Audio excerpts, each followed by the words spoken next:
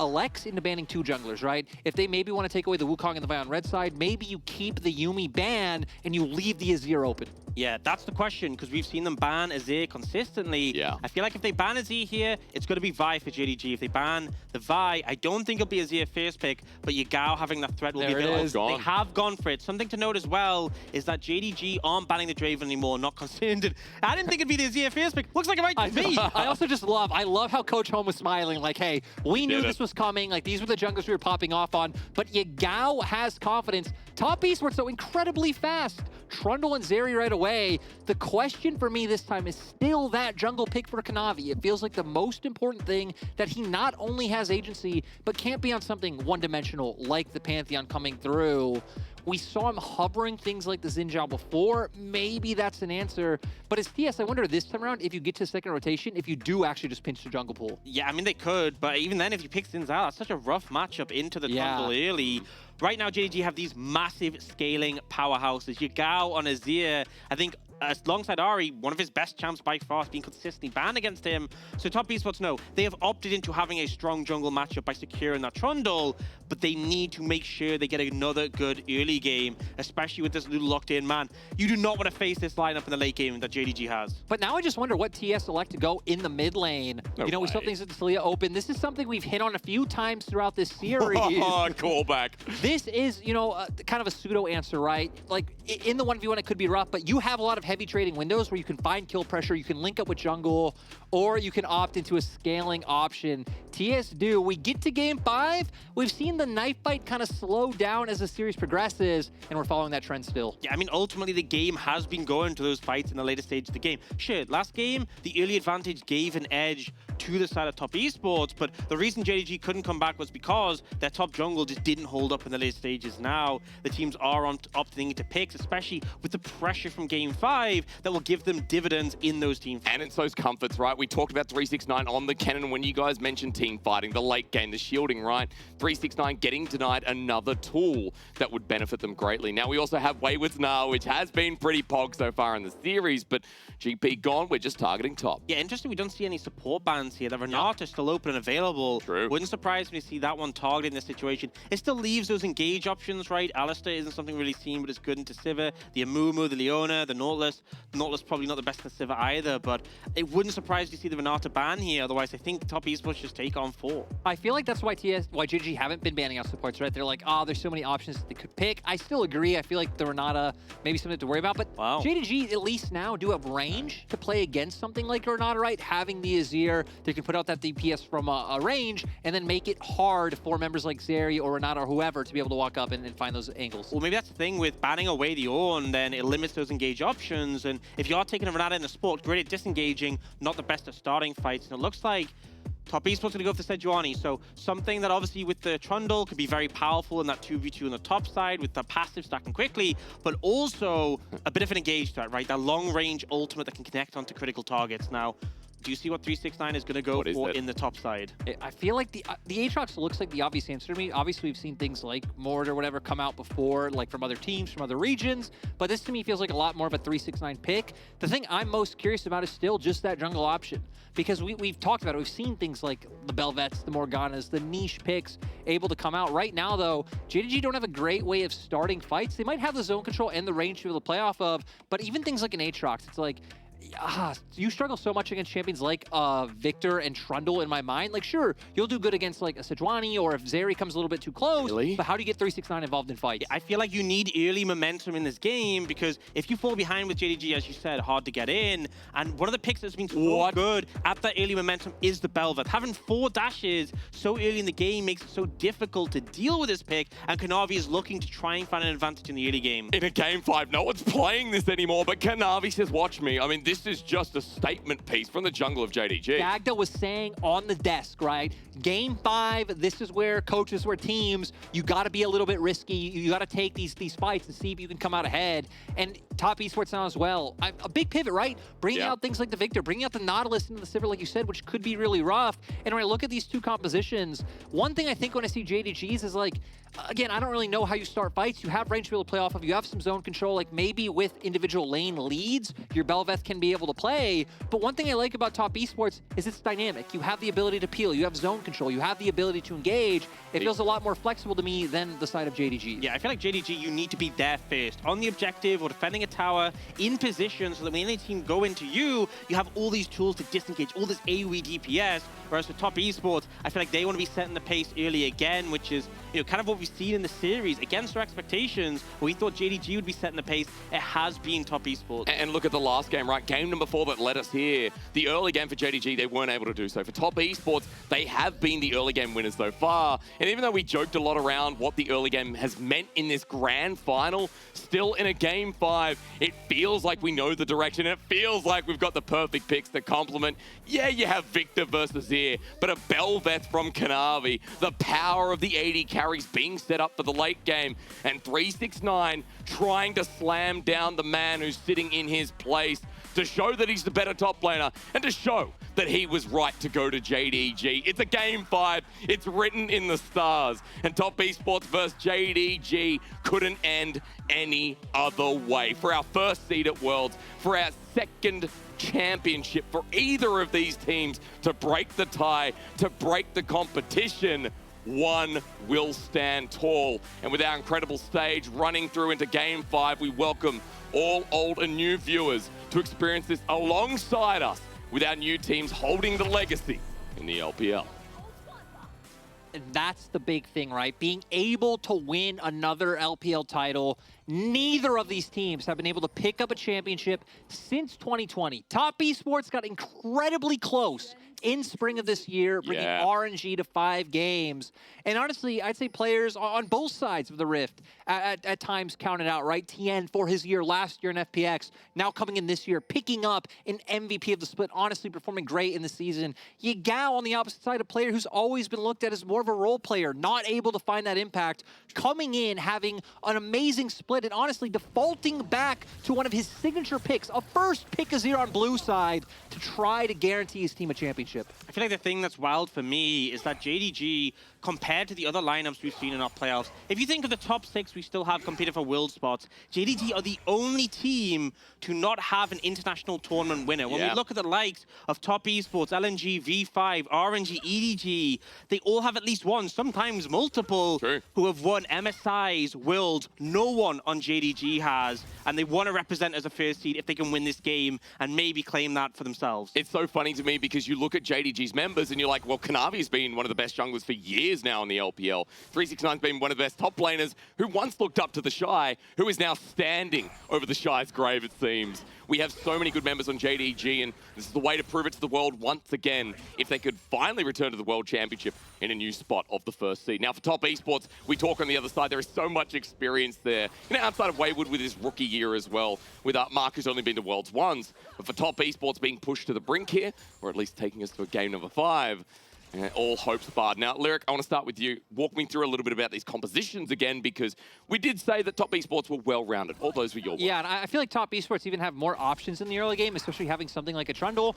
Can walk into a lane, throw the pillar down, try and get some summoner spells out, and find a lot of these early gank avenues. It looks like might even angle for something now. So for JDG, I feel like it's a lot harder to connect the pieces, and Tien might be looking for something now. Yagao is on the Azir, does have some mobility and survivability to be able to try to escape. Shifting Sands available, as you said. Pillar comes out first, though, but Yagao is easily over it.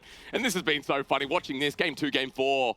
Tien likes to bully Yagao. Yeah, you have to be so careful, though, I feel like, if Bel'Veth is able to match, just on the fact that she has 4 dashes, and you may think, oh, well, they're in different directions, but you can use them diagonally, so you can just give 3 in the same direction, roughly, and the E, 70% damage reduction when you're channeling. It makes it very hard to focus down a Bel'Veth. So Tien looks for a gank, doesn't find it, was obviously spotting the ward, but gets out quickly. Doesn't want to tango with Kanavi yet. And that's why one thing when we're looking at the Belveth I'm very curious about is, right, having the Azir champion who can do really good job at keeping Prio in mid, who once again might be focused on picking this Aatrox, I think hoping to look for the same thing, and then seeing if he could use that to be able to get that first Herald fight, right? Because as JDG having the Belveth, that's what we're looking at, being able to get those, you know, avoid minions and be able to have that incredible pushing power and just, you know, your true form for as long as you can. Yeah, I mean, if you get the early Heralds, the extra power from it with the scaling picks they have can really set the pace. But looking top right now, this wave is pushing out for 369.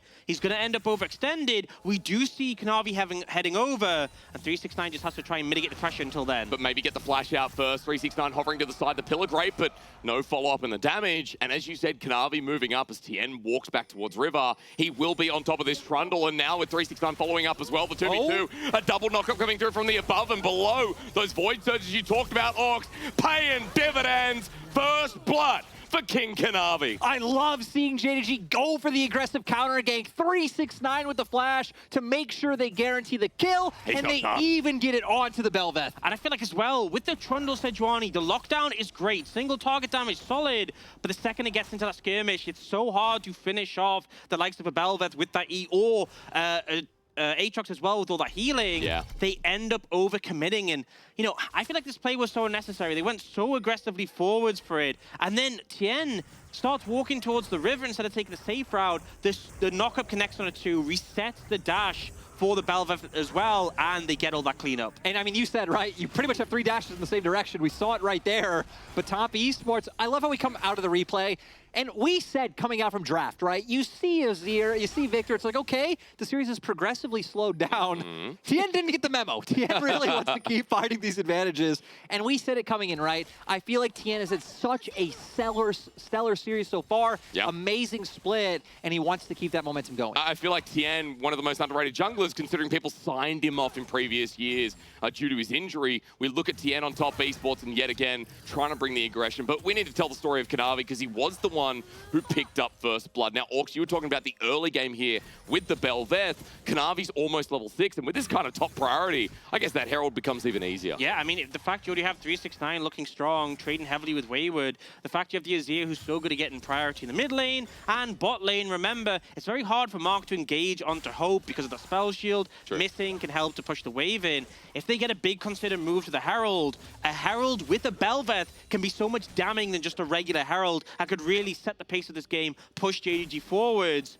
and put Top Esports in an uncomfortable position. And I feel like for JDG, right, we already said they need to be on objective first, which might not necessarily mean they need to find an early game lead, but it just makes it like so guaranteed and exactly so assured that you're always able to do that. Because if not, if Top Esports are there, right, again, running things into like a Victor, running into a Trundles is so annoying, so tedious. We want to see Kanavi in a good position. And even in this game, I'm kind of curious what 369 will go for in regards to build, right? Because Conqueror this time around, because it's not that typical Gnar matchup, you wouldn't expect to see the lethality when you're up against a Trundle and a Sejuani. Might just be a Gore Drinker. I feel like you're going to go for the bulkier, more bruiser build rather than the lethality fighter build, just because you're going to be hitting a lot of the time the front line of Top Esports, and you need to survive long enough so that when you reach the back line, you don't not just getting one hit by a Victor like ER, immediately taking you out of the game. Feels interesting, especially since we've waited all series long, right? 369 to pull out the Aatrox. Game number 5, the carry performance is what we expect, but we have to pause there because Kanavi's heading to the top side. We're seeing a lot of these vision plays around mid, and the setup for this Herald in 30 seconds. Yeah, notice a big thing. They're already moving over, they've got the skull in the area, and bot lane priority was achieved by Hope and Missing, so Missing's leaving the base now, able to move over. They could just fully commit the whole bot lane here on the top side, but I think they kept trying to wait and see what Top Esports do in return. But I fully expect a fight over this Herald. We've seen sometimes teams are willing to cross map. In this game, I expect a full-on fight for it. Yeah, I'm kind of surprised we didn't see like Hope hover towards mid like an AD carry usually will, and then you kind of feel out what the enemy team's doing and you fall and commit. Because you can see now Jackie Love moving over first. TES are going to have forces around this part of the map first. Pillar. And even TES trying to find this pick. Well, onto Missing damage is good. Chaos Storm as well as Jackie Love helps with the poke. That ulti simply to assert a bit of dominance with Herald now in life. But look at top lane on the mini-map. It looks like JDG maybe trying to find their avenue by getting a pick onto Wayward, but not giving the avenue over. Hope's able to push out the bottom lane in the meanwhile. That'll crash denying Jackie Love, but gents, it's still going to be the Herald started up here. Yeah, it looks like one of the things is with the ult from Night Down, that's obviously costly, but everyone is corralled in. JDG starting to collapse around, but they are still waiting for Hope. Hawks, you've been on point here, calling it. They want to fight for the Herald. It is gone, though. As Top Esports stare down JDG and vice versa. Trade line! Mark and the lockdown as well. It's a response with Jackie Love getting the kill with a swoop and boop. Yagao comes in with his Azir that's been banned away. But Top Esports are still winning this fight. They've got a 2 for 0 here, and they walk away with hands in the air. It's just so crazy. They get the Herald and they could have backed away, but they see a window. Mark, fantastic on this pick in this meta. We've had Enchanter trades off. He picks the Nautilus and he delivers there. I even thought with the ult coming out from the Azir, it might be enough to turn it around, but Lyric, they still hold strong. Yeah, and I think TES are smart, right? We were just setting up for JDG to team fight. You want to be there first. Hook comes through. He's now down. Now it's JDG. I don't know how you do this. Sure, you find the Emperor's Divide in, but you're in between, again, all these melee champions. Sejuani there. Kanavi gets burst out immediately because you are not a tanky. You're not a beefy champion. And Top Esports setup is just perfect for that scenario. And Orcs, as you said, it was about that Rift Herald play for Kanavi. Doesn't get the Endless Banquet, doesn't get the evolution and the strength diminished from Kanavi, and we look at Top Esports back in this early game, gold is now even. Yeah, one of the things with Bel'Veth is the ideal Bel'Veth game is one where you chain kills and neutral objectives, so you permanently have that upgraded form. Obviously, when you kill the Herald, it's even better, but the thing is, because he died there, because he hasn't been able to get much action, he will just be in that weaker state. But yeah, we have to remember, JDG didn't opt to move Hope up initially to that Herald fight. They were late on it, and that decision might cost them heavily, and we're in a game 5. You don't get second chances. And that's the thing, right? It kind of hurts because, sure, it looks like Hope will be up a wave. You know, he's even in the catch a wave right now down in that bot side. But I feel like, sure, you have Sivir, such a pivotal role of this composition. But I feel like Bel'Veth, if she falls too far behind or doesn't start finding those neutrals that she wants, could just very quickly lose the agency and lose the power to be able to find the fights that she wants. Now Top Esports, we've already seen TN being the one to initiate a lot of the action. JDG have been mostly on the receiving end of like looking for counter ganks or hovering around their lanes and reacting to what's happening. I feel like that dynamic is still going to hold up. As ulti comes through, we're going to look at top side as Wayward getting chunked down. 369 has flash, but the combo comes through. The emote game is very strong for a game number 5. You know this is how Top Esports and how Wayward are feeling confident. He came in all serious, all business, but he's vibing, Ox. Yeah, he knows what's going on. He's taking the L on the top side, but his team are doing well in return. He's going to recall him back away. But ultimately, sure, wave denied. Maybe they look for a plate. Not even. Actually, TP's going to come in and defend, so nothing achieved here. But with the Dragon taking the bot side, an Infernal as well, 6% AP and AD for the whole game. I feel like when you can pick up one of those percentage stats Dragons early, it's easy to overlook it, but that is going to have long-term effects on how well Top Esports perform in the later stages. Yeah, I mean, I think it's going to be absolutely massive. We can see now TS still holding that vision line true around the bottom half of the map. TN kind of working his way around there right now. And with Mark coming on the map, it's once again the dynamic we had earlier of like Nautilus against Lulu, tank versus, you know, Enchanter support. And it feels like Mark will be able to get a lot more done, especially in regards to finding picks. They already control vision, and they have such great ways of engaging. What I find hilarious as well, with Zeri into an Enchanter, it's like you shield your AD carry, and Zeri just steals them. So it's like, good point. Yeah.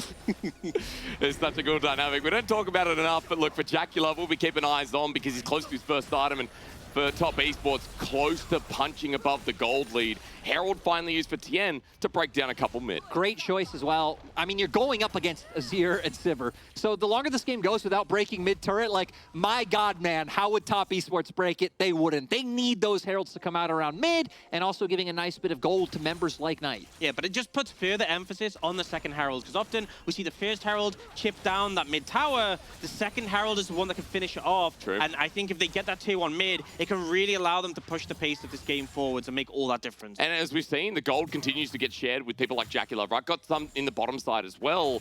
Jackie Love is almost towards that first item, but that Zeri picked up the kill before. In fact, Immortal Shieldbone just picked up as I love the cameraman looking at Wayward up at the top side versus 369. He knows the story.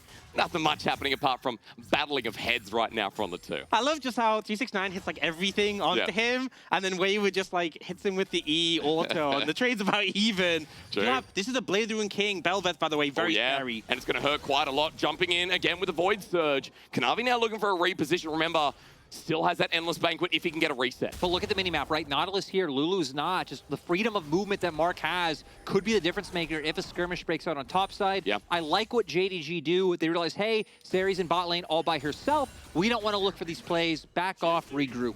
Yeah, just making sure they don't go for an over-aggressive player that can be punished, because the game gets blown open now, especially with the Herald in a minute, that's when Top Esports can really look to solidify a lead, and they are a team who will push the pace forwards, not just because that's what they like to do, but with the comp they have, the engage tools available, they really will be able to set things forwards. And look, when we're looking at a Game 5, when we're looking at Top Esports, being in the position to repeat summer from 2020, you know, you look at a comp that's so favored for Top Esports that we talk about being amongst their identity. Now, right now, I want to bring us back because, as you said, Herald is up in 30 seconds, Dragon in a minute 50, but more so because Tien and Kanavi up here. With Kanavi backing away recently after Tien helps out Knight. I will say, right, for the second Herald, one thing you can notice, Hope and Missing having push in mid, because JackeyLove and Mark are actually hovering around mid as a duo. I would like to see them maybe opt to move up as a unit this time around if they are looking to contest that. But looking at the map, it seems like no, Hope and Missing wanting to keep up that push in bot lane. Adding the pressure in with TP. It's really interesting because, I mean, it's going to gain some advantages, but with how valuable the Herald is... Oh, you can't interrupt Tien! That's MVP performance as Wayward gets over the wall. Yagal ultis, but he's dead. Cowstorm helps out as JDG now come in, but it's after the fact. In a Game 5, Tien shows why he's that summer MVP. Such good pillar usage, interrupts the dash, and 9 times out of 10, the Azir just skates away, but Yagao gets caught, goes down, and Kanavi is quick to follow. The Belveth with the E feels hard to take down, but he got knocked up and just deleted immediately. Now, they might just take that mid-tier 1 without the Herald, but they'll get the Herald as well. But even look at bot side, right? Like, Top Esports are able to cover all 3 sides of the map. 1 man Herald, wait. Should he be here? I mean, he's got flash available, but the rest of Top Esports are on the way. Is it a Chad move or is it silly? As he ults and flashes out, Herald still goes to TES. It's one of those things, right, where you can see your team giving over kills. You can, feel that you're slowly starting to, like, come into a deficit. Yeah. And hoping you could make that hero play to try and find some semblance of an advantage is huge. But looking into this, Pillar gonna start us off, Ox. Like, my God, Tien has been on point. I feel like Trundle is one of these champions where he seems so simple, but the skill cap, the peak of what you can do with it if you have that timing can be so good. And we see, Kanavi tries to dive in to save it, but just gets instantly deleted. And that's the thing with this Belveth. If you fall behind, you quickly become irrelevant. Yeah. Again, it's like, how do you jump in as Belveth or Aatrox into any of these champs on the side of TS? It just looks so hard. And again, they will still have an Azir. They will still have a Sivir later on. We saw in their first outing, like, there was a team fight where Yagao was able to carry single-handedly. The potential is still there. And they're not too far behind in gold, but it does look like Top Esports firmly in control. Yeah, and now, because they went for that big bot side lean to get the first tower, bit of extra gold, it does mean they're going to sacrifice this mid-tier 1. They won't even need the Herald on this. They'll just pick it up. And that is such a good tower in stalling the game out if you have your own mid-tier 1 up, because it's so hard to do this. Look, they take mid-tier 1, instantly known over. 369 is going to find it really difficult to contest this wave if they want to lean into him, but it looks like they don't want to commit for more. I'm surprised that Top Esports didn't commit more, considering JDG showing nowhere on the top side of the map. They will be able to pick up Dragon for this, but no. He's coming in. Running. I mean, Tien going by himself into a 1v2. Knight's going to join in shortly as he's taking all the damage with the subjugate, and JackeyLove coming over the wall. Lightning crash down into Hope, but he pulls his own ulti as Kanavi gets burnt down as well.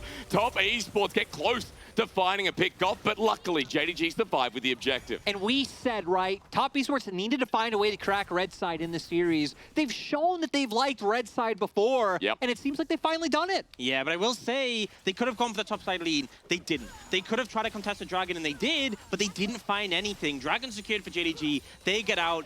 369 isn't punished top. It could have been a lot worse, is what I'm trying to say, but Top Esports still have that second Herald in pocket, which you can look to use. So now my biggest question to you, for both of you, Lyric starting, that second Herald and where you use it, how does that build momentum that we saw Top Esports trying to do before? I feel like breaking breaking open either side lane doesn't really make a difference for the side of like TS. Like their composition's a lot more about like grouping up as 5, trying to find these picks. It'll be a nice injection of gold wherever they do decide to lean and open up like more avenues to get potential vision. But I kind of think bot lane may be a bit more important considering that dragons are going to be the things we're playing for at this point in time. If you can have those like 2 lanes that JDG can't enter through, it's like I don't know how JDG fight for a dragon. Yeah, especially with the Hextech Soul, when one team already struggles with engage, but has great disengage, you know, if JDG have the soul, it's going to be so hard to get on them. But if top esports have it, JDG will just not have the tools to reach them. So Dragon's going to be such a pivotal piece in this game. And you said bot lane was going to be the most likely one. They are leaning over. This tower is gone, but we see JDG looking to defend the tier 2 and trying to slow this push down. And at least 369's getting something in the top side too. That turret drops in continuation, or at least is about to, but second Herald push is going to come through here as we look at 369 picking up even more golden response. Yeah, and you know, we can see here, right, 369 off split pushing because JDG, I think, feel pretty decent. Wayward's ulti is big. There's a flash immediately. Kanavi gets the knockup though onto TN. He flashes too. Turret does its own weight in gold as top esports as a 5-man unit react to 369. Now everyone's for the bot party and JDG managing to defend. And I thought JDG felt decent keeping 369 on that cross map getting gold because they're like, okay, fine, we have things like in Azir, like it'd be very hard to try to dive onto what JDG are going for. But the fact that they had 5 members there, they go for it because even Hope was still just sitting posted in the middle. I feel like this is just such top esports. Like it'll be really hard to dive here, and top esports are like, yeah, let's do it. And you know they are forced back by this situation, and they do lose Tian's flash, but ultimately they get 369's teleport. It does slow down that side lane pressure, and that is something that you have to think about because right now 369 is like 40-50 CS up on Wayward. Yep. He's 2 levels up as well. He is going to be a bit problematic. And as much as Aatrox isn't a pick that's like a massive side lane menace, it's that pressure, being able to push in, rotate over, and be a thorn in the side of the enemy team. It's been one of those things, right, where like split pushers in the sense of like, do I have threat on tower? Haven't really been a thing for a while, but being able to keep up with the team and try to match or try to move first so the side of TS can't just overload you is going to be huge. But this is not stopping top esports. They're pretty much constantly roaming as a 4 to 5-man core everywhere. Even Wayward, he might be on bot, but he is TP available. Yeah, so he's able to assist if they want to go for those plays. Something I do want to note, Knight just TP'd in there. He just picked up 2nd item Rabadons. He has a pretty significant CS lead over Yagao. He is ready to make things happen. And I feel like across the board, we're seeing discrepancies. In top lane, 369's ahead. In mid lane, it's Knight. In AD carries, it's Hope as the CS lead, but Jackie Love actually is even in terms of items right now. Both teams showing they're worthy to be, you know, first in at Worlds. That's all I'm going to throw in there. Top esports, though, continuously hovering around this dive. We've seen this multiple times with the setup, but Jackie Love now with the Phantom Dancer feeling more confident. The ward is going to spot out Kanavi's Mark sets up at the dredge line. The old shock laser. Kanavi depth charge over the wall. Jackie Love finishes the job. Kanavi is down, and Belfeth will not be eating tonight with a banquet off the menu. 369 dredge liner. Mark again. 369 ascends though. Tries to get back in, but flushes away anyway.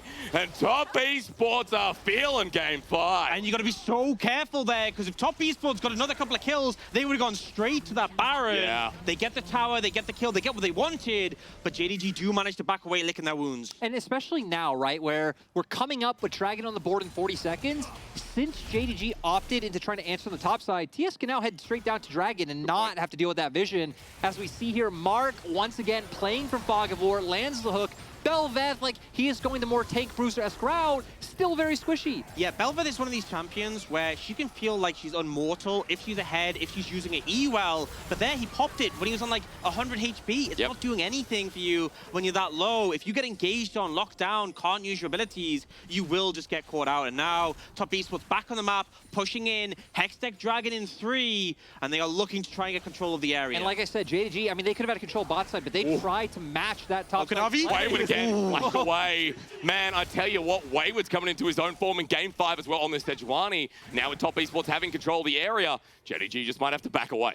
Now it looks like they're going to just have to give up control to the side of TS. It would only be second Dragon going over to them, but if they can, you know, go for the posture, they do have a lot of range to play with coming out from Yagao. We've already hit on earlier with the Ricochet. I mean, Hope would be able to damage them even just by, you know, throwing that at the minions. You can try and look for it, but no, they aren't going to go for the extended contest. I just feel like it's so rough for the front line of JDG. Yeah. 369 gets locked down before he can do much. What and front line, right? Yeah, I mean, Kanavi is just very little to offer in terms of actual combat power right now. They are looking towards the Baron. This would be very fast. Wayward's not here. Is this going to decide the finals, honestly? Is this going to decide our first seed? JDG run away and say no. Look how much damage Kanavi takes from the Baron, and that poke as well from Knight. There's no way they make this happen. TN might be caught out, though. Gets pulled back with the chains. TN now at half HP. 369 doing a good job, but okay. The gravity field, I mean, the zone control. Like, how do you walk into that? You just really can't. So nice job by Knight to make sure that Tien's able to get out to top free. But JDG do not want them touching the dragon. They're going to keep trying to bluff them with this Baron play. Mark ran forward, though, almost caught out as they're slowed down by the pillar placement. Tien trying to heal up on the backside. Guys, you can just see that for JDG trying to force this, continuously goes round. Top Esports still not looking at Dragon. You know, the crazy thing is, even though we've kind of set it up where it feels like Top Esports are firmly in control of the game, despite the small gold lead, we've seen how the series goes.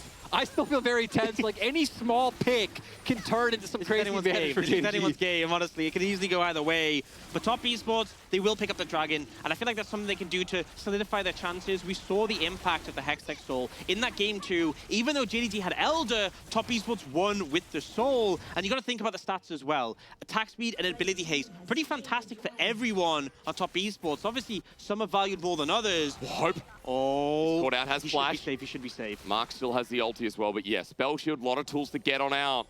And that's all it would take. Top Esports now moving back towards the Baron after taking away the Dragon. Yeah, so, you know, great movement, right? They go down towards bot, they get vision. Now they can start sitting up towards the top side, control their own vision, walk into the enemy jungle, try and get some deep wards down, and make JDG's life a living hell. Yeah, and they have to be really responsive and checking for the Baron, because it's not the fastest Baron compared to JDG. JDG having the Azir really makes theirs pacey, but it's a healthy Baron. Tien and Wayward can tank it for a pretty long amount of time, so even if you do find Top Esports on the Baron, they're unlikely to be that low in HP, and they'll be very ready to turn around and look for a fight. And just think about how many tools they have of not even necessarily face check. It could be decent far away, like Wayward with the ultimate, the hook coming out from Mark, even a pillar placed behind by Tien. Instantly, a flash is forced from someone on JDG's side. So I feel like right now we should be talking a little bit about how Top Esports are moving towards Baron, but more so how JDG are wasting time. Maybe not a chance as Kanavi, yep, in the range of ulti, but Wayward not with the full-on succession. A depth charge used as well. Yeah, a lot burn, and ultimately, JDG do a fantastic job because Bel'Veth is a champion with so many dashes,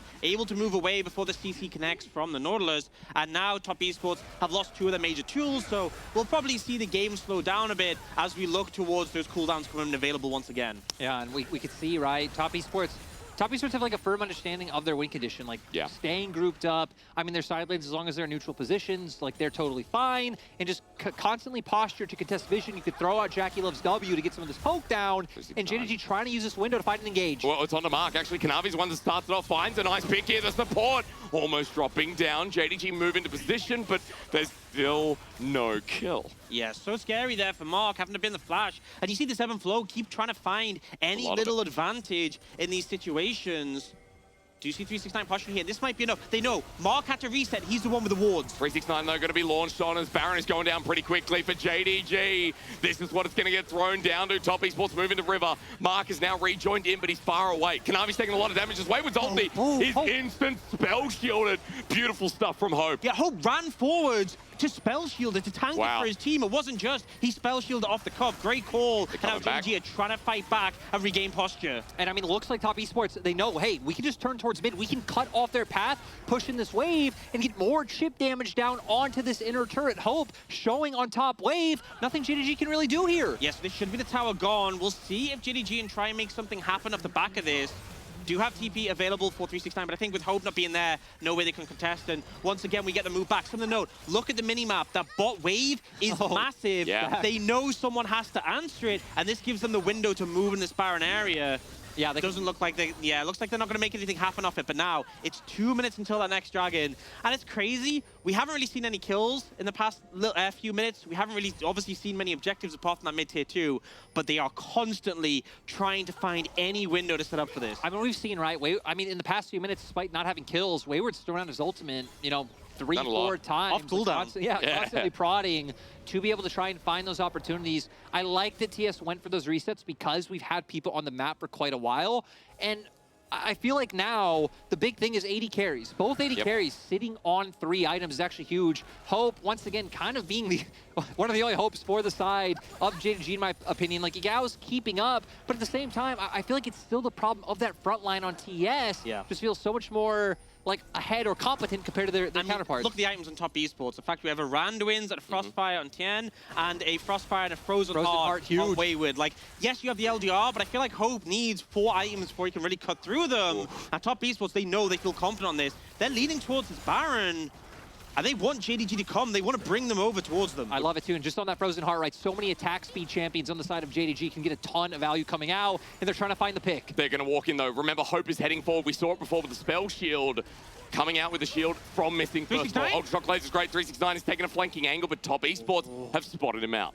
Yeah, Top Esports. I mean, they're doing a great job of peeling off, and JDG kind of doing what Top Esports did to them Juggling. Only a minute ago, right? Stay around mid, kind of posture, stare them down, be able to get ship damage down onto mid lane. And now I expect us to pivot from Baron completely because 20 seconds, Dragon will be up. We saw last game, JDG tried to bluff them for Baron a lot, but I feel like this time you can't get this one over. Yeah, I mean, it would make it difficult, but at the same time, the Baron will be so fast for JDG, so Top Esports definitely don't want to give up any space. Good poke. Landing on a Misty. Remember, although JackieLove got chunked a bit by the Ricochet, the Mortal Shield Bow does mean he can sustain up.